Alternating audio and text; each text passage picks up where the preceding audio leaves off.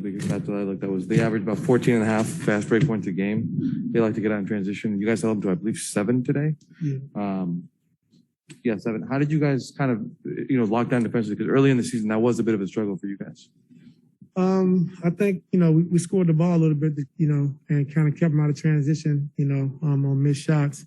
And so when we score in the basketball, I was able to get back and set our defense. And they don't really push it fast after makes. And so that was good for us. And also with T-Man getting in the backcourt and not allowing Steph to catch it early and then backing up, I thought was really good for us. And so when you're scoring, you can stay out of transition, most of the time. And so that's what we did. But, I just thought tonight was one of our, most complete games of the season, on both sides of the basketball.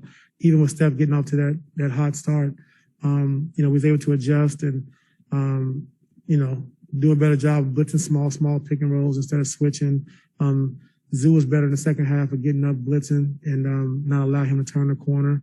And I think what happened, 7 points in the second half after having 26 at halftime. So the guys did a really good job of just locking in and understanding what we wanted to do defensively after Steph got to that hot start. I remember that, in the 2016 finals, you really made Steph work in that series. And it looked like tonight, even though he was getting his offensively tough contested looks, you guys really made him work on the defensive side of the floor. How much is that part of your game plan to really tire him out on that end? Hopefully it doesn't, affect him on the offensive side too. I mean, he's so dangerous, probably the most dangerous player in the league, the way he can get hot and score the basketball. So we got to make him work on both ends and try to get him in foul trouble if we can, try to wear him down, try to hit him as much as possible. Like I said, when you deal with a 2-time MVP and someone I have great respect for, you just got to try to keep him involved and just keep him in action, try to wear him down. You got to remember in 2017 and 2018, we blitzed him still with Klay Thompson and Kevin Durant on the floor. So that's how dangerous I think he is. And so that's what we had to do tonight. Had to do a better job of getting our bigs up because we were late. But, Steve does a great job of running some actions where the big's always trailing and he can split it. He can do different things. But in the second half, I thought we did a way better job. You have plenty of evidence that you guys are a pretty resilient group, but having the Luka, 45-51 and you guys staying close or winning those games so fresh in your memory, did that help tonight? You guys weather the first quarter? Yeah, I think so. But I mean, like I said, the biggest thing, we kept scoring, just like in Dallas, like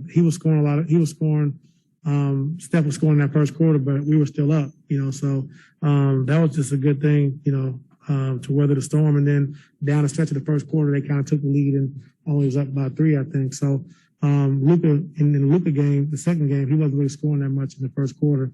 And so we was able to, score some points and kind of, keep him at bay, just like we did tonight with the Warriors when Steph got a hot start. I think they had 8 assists on their first 9 baskets, something like that. And then it slowed down considerably. I think it was like 15 assists in their last 30 attempts. The job that Covington did in particular, getting his hands on balls, just he gets a deflection almost every possession, yeah. Like getting his hands on the ball and just doing. He does a great job defensively, and he's one of those guys that takes defense personal. Guarding his matchup, team defense. And like I said, he did a great job of just being in the right spots. We had a lot of great low man helps tonight on the blitz, and so we just did a good job overall on both sides of the basketball. And I thought Reggie's pace, like I said, was phenomenal of just pushing the ball, making the right play, hitting the right open guy. And like I said, it was infectious. And, that's kind of how we have to play. So it was a good job on both sides. Ty, what was your priority in terms of attacking Golden State's offense? And how did you kind of put Reggie and Terrence, the ball handlers, in position where they can protect the basketball?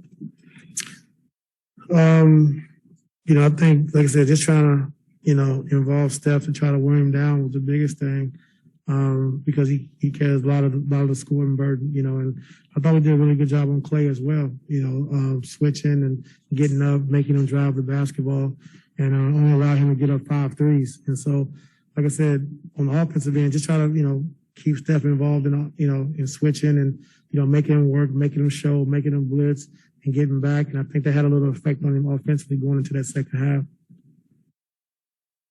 Ty, what was a big key in first 9-10 minutes of the third quarter? Because I think Steph didn't get his first shot until that 4-point play. Yeah, I got the 4-point play on. Yeah, with Marcus guarding him. It was a tough shot. I think at halftime, the coaches but also Marcus Morris, said it.